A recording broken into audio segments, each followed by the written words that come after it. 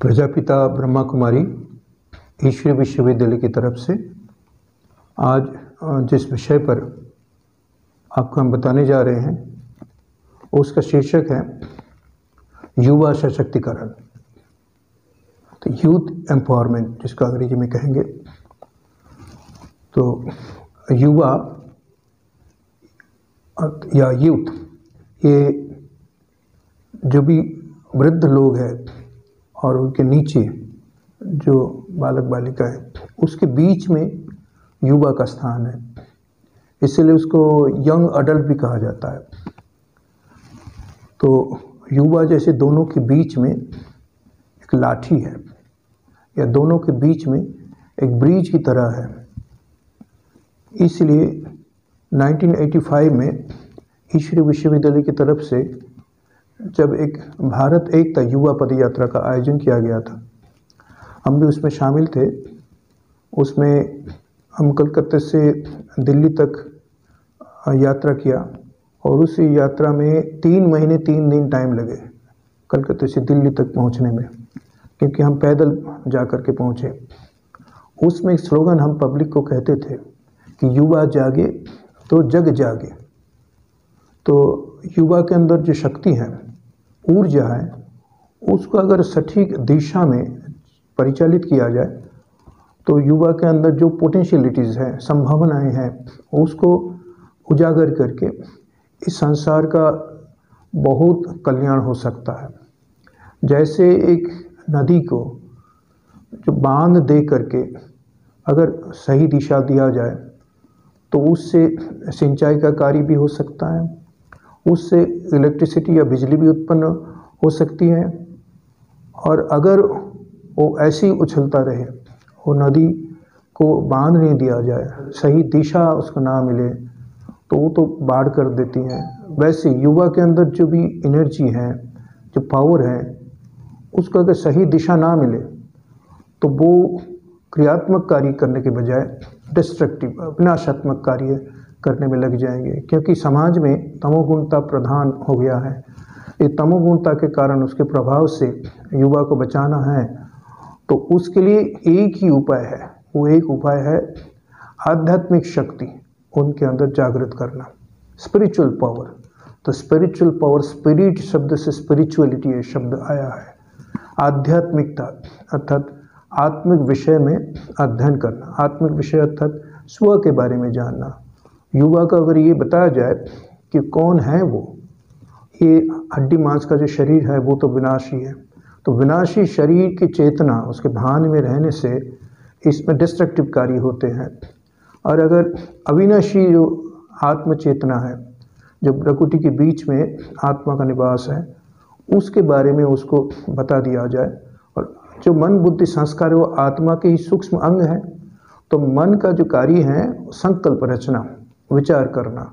तो विचार तो कई प्रकार के होते हैं, शुद्ध विचार या शुद्ध संकल्प, अशुद्ध संकल्प, व्यर्थ संकल्प, वेस्टेज जिसको कहा जाता है, वेस्ट थॉट्स, और है नेसेसरी थॉट्स या ऑर्डिनरी थॉट्स, साधना संकल्प।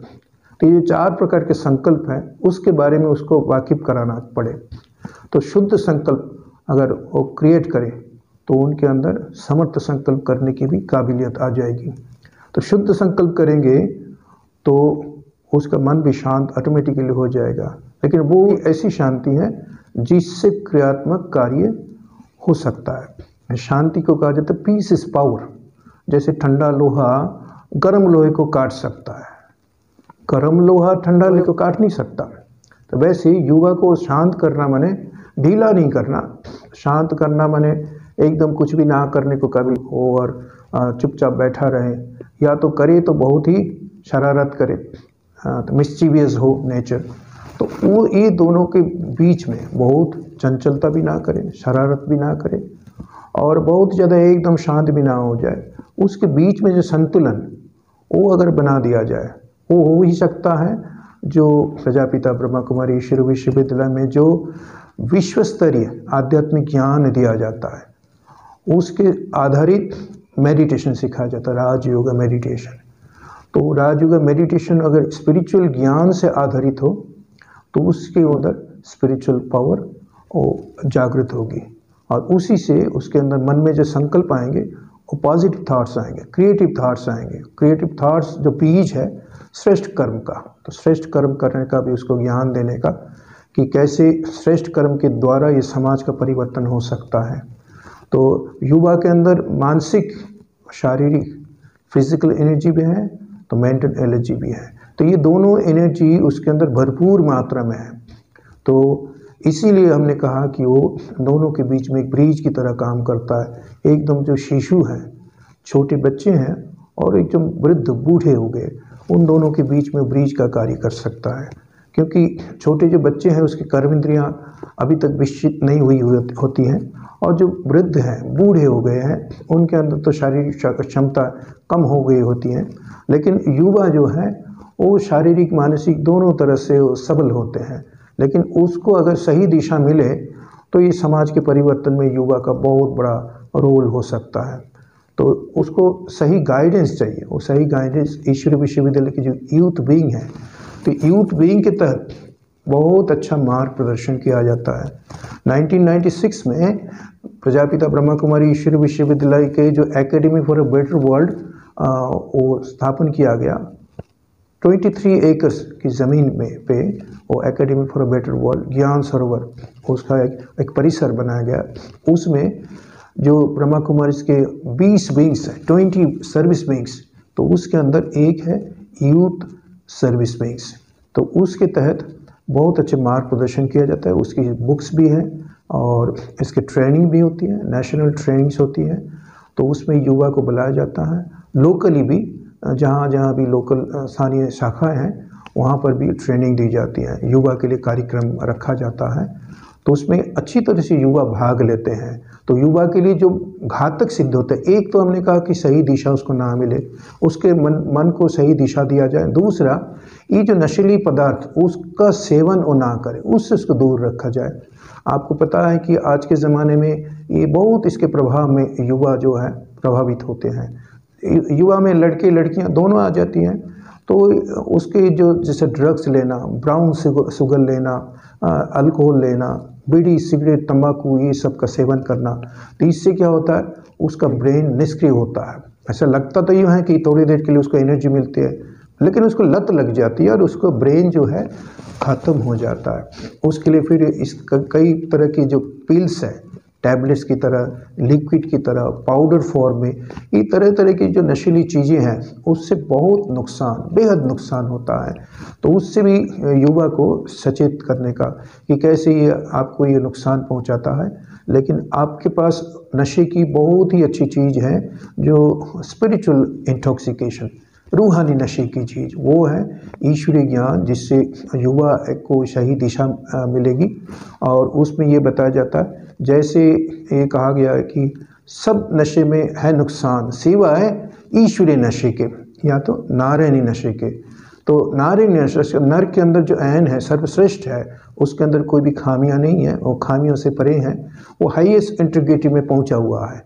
तो ये इंसान जहाँ पहुँचना चाहता है, जिसमें सुख, शांति, आनंद, प्रेम, समृद्धि सब कुछ विद्यमान हो, सब कुछ प्राप्त हो, तो ऐसा उसको लक्ष्य दिया जाए कि ये आपका लक्ष्य है कि ऐसा इंसान बनना है। क्योंकि आप पढ़ाई भी पढ़े, जो दुनियावी पढ़ाई है वो भी पढ़ें, आपके अपने शरीर को ठीक रखने के लिए जो एक्सरसाइज है वो भी करें, और साथ साथ ये स्पिरिचुअल स्टडी उसको प्रायोरिटी देने के लिए कहा जाता है ईश्वरीय विश्वविद्यालय में। उसको अगर प्रायोरिटी दिया जाए, उसको फाउंडेशन बनाया जाए, तो उससे कोई भी फील्ड में हो जाए युवा, तो उसमें वो कारगर हासिल हो सकती है उसको। तो इसीलिए ईश्वरीय विश्वविद्यालय में नियमित रूप से ये जो हर रोज़ स्पिरिचुअल क्लासेस होते हैं, वो क्लासेस को कहा जाता है कि आधा घंटा 1 घंटा क्लास अटेंड करें। आजकल तो आप जो ब्रह्मा कुमारी के सेंटर्स हैं सारी दुनिया में, तो दुनिया भर में जहाँ भी सेंटर्स है, नज़दीकी शाखा में कहीं भी जा कर के वो अध्ययन कर सकते हैं और राजयोग मेडिटेशन का अभ्यास कर सकते हैं। और कभी किसी कारण से जा ना पाए तो आजकल तो ऑनलाइन में भी उपलब्ध हैं, जो ऑनलाइन में स्पिरिचुअल क्लासेस हैं। ऐसे अच्छे जो गीत है, ये जो भड़काने वाले, विकारों को भड़काने वाले गीत है, वो ना सुन करके, जिससे उसके मन में अशुद्ध संकल्प आते हैं, तो वो ना करके उसको अच्छी उमंग देने वाले गीत, जो ईश्वरीय गीत, जिससे उसके मन में अच्छे संकल्प आए, तो ऐसे स्टॉक ईश्वरीय विश्वविद्यालय में भरपूर है। तो ऐसे वो गीत सुने, ऐसे क्लासेस सुने, तो ऐसे जो भी कमेंट्रीज़ है वो कमेंट्री सुने कि मन में किस तरह के संकल्प करे। तो उसकी जो भी हमारे पास कई उसमें भाषाओं में, दुनिया की सभी भाषाओं में उसके ऊपर कमेंट्रीज भी हैं, वो सुने। ईश्वरीय विश्वविद्यालय में इसमें विधि पूर्वक ट्रेनिंग दी जाती है कि आपकी सारी दिन की दिनचर्या कैसी हो, सवेरे उठना और जल्दी सो जाना।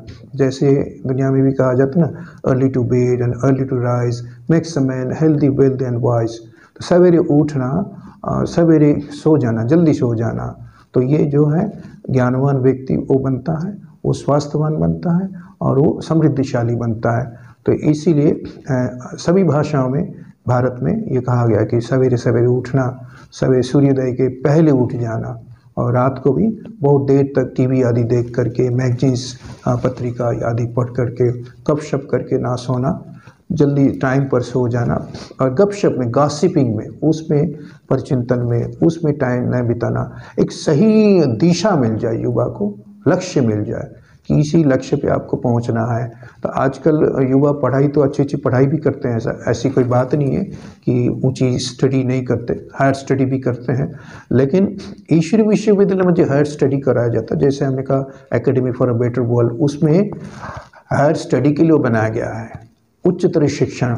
तो उच्चतर शिक्षण पद्धति माने हम बाहरी तौर पर तो पढ़ते हैं, जो स्कूल कॉलेजेस में पढ़ते हैं, तरह तरह की डिग्री लेते हैं, लेकिन ये जो अंदर की जो बात है, हमारा अंतर जगत, जैसे हमने कहा मन, बुद्धि और संस्कार या पर्सनैलिटी ट्रेड्स, ये जो मनुष्य आत्मा के अंदर की जो शक्तियाँ हैं, सूक्ष्म शक्तियाँ या सूक्ष्म कर्म इंद्रियाँ, उसको अगर ठीक कर दिया जाए, शुद्ध बना दिया जाए, उसको उसमें यूनाइटेड कर दिया जाए, तब मन जो सोचे एक सोचे, बुद्धि कुछ और कहीं ले जाए, और संस्कार को आपको खींच के दूसरी तरफ ले जाए, ऐसा ना हो, तीनों में एकता आ जाए। तो ये स्पिरिचुअल स्टडी में उसमें बताया जाता है और उसके ऊपर ट्रेनिंग दी जाती है, अभ्यास कराया जाता है, जिससे कि मन, बुद्धि, संस्कार, ये तीनों के अंदर एकता आ जाती है। तो फिर वो युवा जो चाहे वो कर सकते, जो चाहे, अर्थात जो अच्छे कार्य है समाज परिवर्तन में उसका बहुत बड़ा अदा हो सकता है। तो हम ईश्वरीय विश्वविद्यालय में हर एक युवा को हम बुलाते हैं, वो लड़के हो लड़कियां हो, तो उसको ये पढ़ाया जाता है कि कैसे आपके जीवन को आप सफल कर सकते हैं, और आप हर तरह के इंसान को, इसमें तो कोई जात पात, भाषा, लिंग आदि का कोई भेदाभेद नहीं है। ईश्वरीय विश्वविद्यालय में हर एक प्रकार के इंसान वो स्वागत है, वो हर एक को वेलकम किया जाता है। तो यहाँ आकर के हर एक व्यक्ति यहाँ पर इसका लाभ ले सकते। तो युवा उसमें बहुत बड़ी, दोनों के बीच में एक बहुत अच्छी डोर है, वो डोर से सबको एक ही सूत्र में बांधने का कार्य कर सकते हैं। तो हम युवा को आह्वान करते हैं कि वे आए और आकर के इसके बारे में ईश्वरीय विश्वविद्यालय में जो भी नज़दीकी शाखा है, वो शाखा का पता ले करके वहाँ पर नियमित रूप से इसका अभ्यास करें, इसका अध्ययन करें। तो अभी हम 1-2 मिनट ईश्वरीय विश्वविद्यालय में जो युवा के लिए जो धाराभाष्य दिया जाता है, जो कमेंट्री दी जाती है, वो हम बताते हैं, जिससे कि उनको तरीका मिल जाए। ओम शांति। मैं इस प्रकृति के बीच में विराजमान एक चैतन्य ज्योति बिंदु, जैसे एक दीपक को जलाया जाता है, तो दीपक की लौ जहाँ से निकलती है वो पॉइंट है, और जहाँ से दीपक की लौ प्रसारित होती है तो वो है ज्योति, लाइट। तो इसलिए कहा जाता है पॉइंट ऑफ लाइट या पॉइंट लाइट। तो ज्योति बिंदु, तो मैं वास्तव में एक सूक्ष्म बिंदु हूँ, और मेरी चारों ओर उसका एक फोकस है, एक ज्योति है, इसलिए ज्योति बिंदु कहा जाता है। जो प्राण शक्ति या आत्मा, स्पेनिश भाषा में उसको कहते हैं आल्मा, उर्दू भाषा में रूह कहते हैं, तो वो प्रकृति के बीच में विराजमान है। मैं अपने अंदर शुद्ध संकल्पों को क्रिएट करता हूँ, और ये संकल्प हमारे तन मन को शांत बना रहे हैं। और इसका एक प्रकम्पन चारों ओर फैल रहे हैं। जैसे जैसे हम शुद्ध संकल्प करते हैं, वैसे वैसे ये वातावरण को या वायुमंडल को प्रभावित कर रहा है। शुद्ध संकल्प अर्थात आत्मा और परमात्मा के जो शुद्ध गुण हैं, सुख, शांति, प्रेम, आनंद, पवित्रता आदि गुणों के परमात्मा सागर है। और परमात्मा सभी ईश्वरीय शक्तियों के स्रोत है। तो इस तरह के जो संकल्प है वो शुद्ध संकल्प है। हम ऐसे संकल्प कर रहे हैं और मन के सारे जो भी मैले हैं उससे जैसे दूरीभूत हो रहा है। मन के संकल्प अच्छे होते जा रहे हैं और मेरा मन एकाग्र हो रहा है। मन को ना भटका कर हम मन को शांत कर रहे हैं। एक लक्ष्य को लेकर के हम बैठे हैं कि अभी मुझे और किसी भी विषय पर सोचना नहीं है, केवल परमात्मा से शक्तियों को अपने अंदर धारण करना है। और इससे मेरे ब्रेन के अंदर भी अच्छे संकल्प उसका एक छाप पड़ती है और अंदर से जैसे हम आलोकित हो रहे हैं। तो मेरे सिर के चारों ओर तथा मेरे बॉडी के चारों ओर भी एक दिव्य प्रभा प्रसारित हो रही है। मेरे नयन भी शीतल हुए, तन मन शांत शीतल हुए।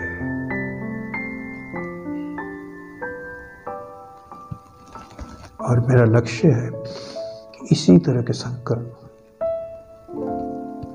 हम हमेशा अपने हृदय में उत्पन्न करेंगे।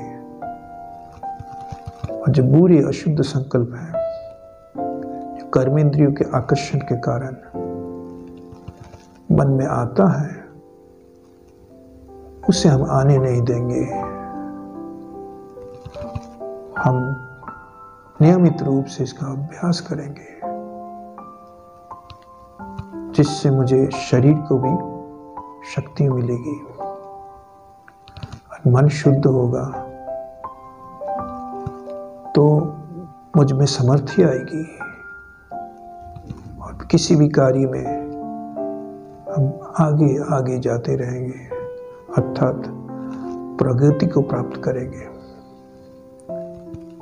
खुद मैं इसका अभ्यास करूं और एक उदाहरण स्वरूप बनूं तो दूसरे को भी उससे प्रेरणा मिलेगी। ईश्वर जो ज्योति स्वरूप है, मुझ आत्मा का परम पिता परमात्मा है, उनका डायरेक्शन है कि अपने मन बुद्धि को स्थिर कर मुझको स्मरण करो, याद करो। तो इससे तुम्हारे साथ साथ ये सारे संसार का कल्याण होगा। ओम शांति।